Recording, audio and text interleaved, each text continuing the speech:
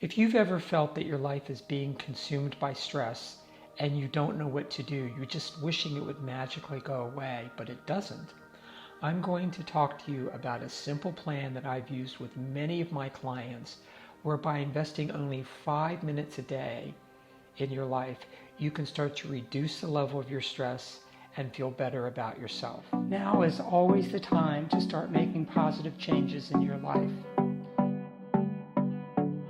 Hi, Dr. Donna Leigh Bliss here. On this channel, I promote optimal mental health and well-being to help you become the best version of yourself. In my clinical practice, I work with clients with depression, anxiety, trauma, high levels of stress, constant worrying. And one of the things I've noticed with many of them is that they're not proactive in taking care of themselves, whether it's physically, emotionally, psychologically, socially. And they wonder why their stress level is so high or they don't feel good about themselves. So one of the things I've learned over the years is it's important to be able to take preventive action up front so that you help keep stress levels manageable and help keep the quality of your life high. So in this video, I'm going to show you an easy plan where you can start doing that today. The 7 pillars of self-care are just like pillars or columns on a building. It holds the structure up. And so it's important to address all of these pillars to maintain a healthy life. So I'm going to give you a brief overview of each one, along with some best practices that you can start doing to help yourself feel less stressful and feel overall better quality in your life. Pillar 1 is your mental health. This involves having a healthy mindset, being more positive, being more optimistic. That can be challenging to do. You might be feeling discouraged about something that's happened in your life, or feel that, geez, you just can't get a break. And so one of the things that's actually really helpful is to take care of your mental health. And there's lots of practices that help with that. Reading inspirational books, meditating, journaling are really great strategies that you can use that will help improve your mental health. Pillar 2 involves our emotional health. Oftentimes people judge their feelings as being good or bad, positive or negative, when feelings just are. And so when we have feelings that we don't want to feel, we engage in activities like overworking, spending, smoking, drinking, and the underlying issues that are driving those feelings aren't being addressed, and they end up getting worse. So one of the things that's important with your emotional health is to attend to your feelings. Talking to other people can be very, very helpful. Listening to music, just learning how to relax. Having an attitude adjustment where you realize your feelings that might be painful or just how you happen to feel. And one of the most important practices that I have found that's been helpful with clients is to take a look at your feelings and ask them, what are they communicating to you about changes you need to make in your life? And then start addressing those changes and you'll feel better. Pillar number 3 is our physical health. We need to have healthy bodies in order to function. It's easy to take our bodies for granted until something goes wrong. But our bodies tend to carry a lot of stress, and ultimately over time this stress can negatively impact the function of our organs, and people can get sick and die before their time just from having high levels of stress. One of the best practices in terms of physical health is exercise. It could be joining a gym. You might just go for walks around the block, but being active physically helps to channel anxiety, and it helps to clear our thinking. And I have many, many clients that I work with that talk about once they started exercising regularly, they noticed that they felt better, they thought more clear, and the overall quality of their life improved. Pillar 4 is our environmental well-being. Think about the places that you live and work. Are they cluttered? Are they dirty? Do they inspire you to be there? Do you feel peaceful? Or do you feel cramped, closed in? Now, sometimes we don't have control over our physical environment, but we can certainly declutter, clean things, put up new pictures, try getting a new piece of furniture or two, rearrange a desk at work, And oftentimes these small little tweaks of our environment help us to feel better and help our stress levels to reduce. Pillar 5 is our spiritual well-being. As human beings, we have a focus on meaning and purpose in life. Why am I here? Why am I going through this?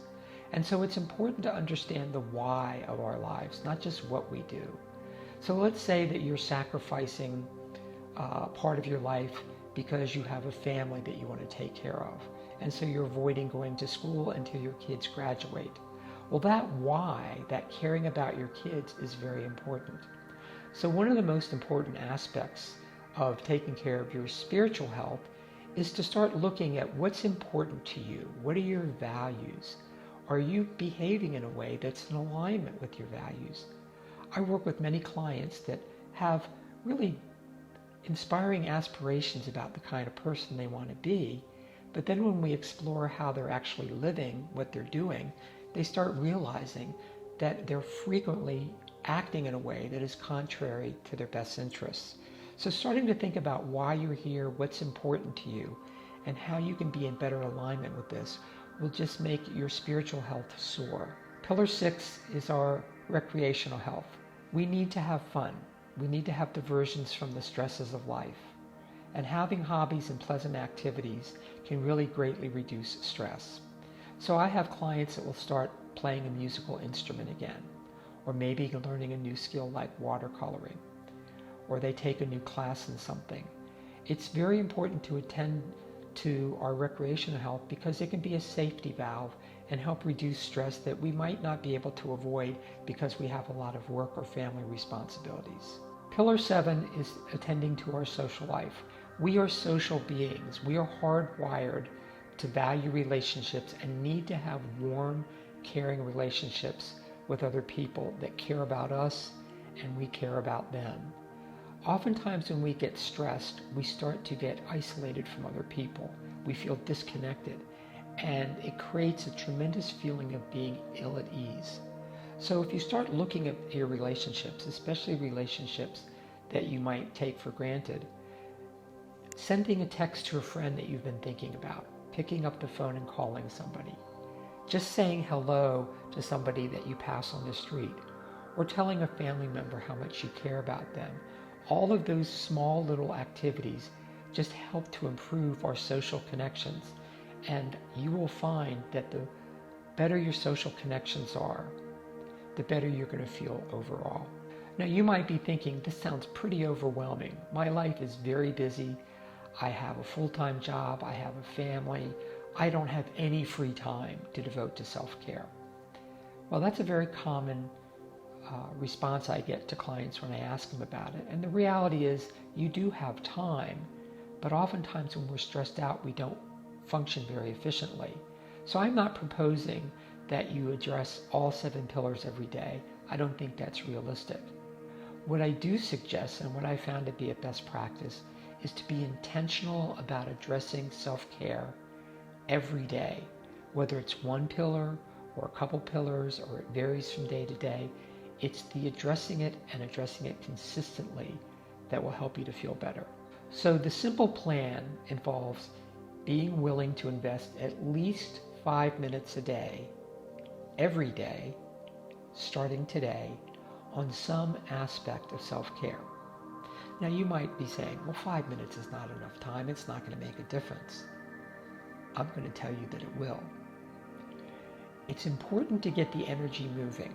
And psychologically speaking, when you're stressed out, it's hard to have another task being presented to you. But 5 minutes is not that difficult. Even if you're tired, surely you could spend 5 minutes meditating, listening to music, going for a walk around the block, playing with your kids, whatever it is. And so we want to get the energy moving. That's actually the critical thing.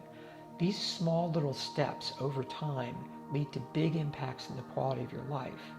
Usually when people are stressed out, they think they have to do some big thing that's going to have a big change in their life. And it doesn't work. That's why New Year's resolutions don't work. You can be gung-ho to get in shape and lose weight and go to the gym for a week or two, get so stressed out because your time is too valuable and you just don't have time to go, and then you quit. So the two keys to really best practices with self-care isn't so much which pillars you work on or which activities you do. It's that, one, you start doing at least 5 minutes every day. It could be more than 5 minutes, can't be less, but you do that a day at a time and you keep the energy moving. And so you'll find over time that you'll start feeling better, even though you still have stressful things going on in your life. And so getting the energy moving and keeping it moving so that it starts to become habitual is the key to having really optimal self-care and feeling really good about yourself. Thank you for watching this video. I hope you found it to be helpful. I've included a list of resources in the description below that you can use. I've also included a link to my website where you can learn more about me and other resources that I have available. If you found this video to be helpful, please click on the subscribe button so you'll be notified when I release new videos. I've also included a couple other videos that you might find helpful, so I encourage you to check them out too. Remember, now is always the time to take positive action to feel better about yourself. I'll see you next time.